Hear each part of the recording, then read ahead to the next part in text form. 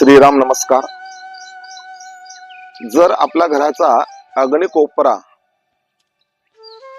कोस मध्ये असेल किंवा कट झालेला असेल तर अशा वेळा त्या घरामध्ये शुभ फळ मिळत नाही.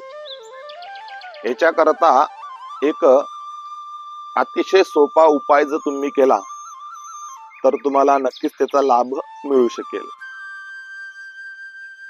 जो अग्निकोपरा असतो त्या अग्निकोपऱ्याच्या दिशेला 3 मुखी रुद्राक्ष हा नेहमी बांधून ठेवायचा. यदा कदाचित तो रुद्राक्ष कालांतरानंतर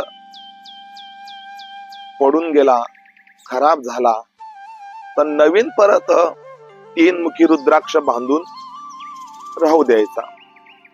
हे कायम सतत नेहमी त्या दिशेला अग्निकोपऱ्याच्या दिशेला 3 मुखी रुद्राक्ष हा स्थापन करून द्यायचा. याच्याने तुमच्या घरामध्ये अतिशय शुभ फळ मिळतील आणि तुम्हाला त्याचा नक्कीच लाभ मिळेल. श्रीराम श्री राधे.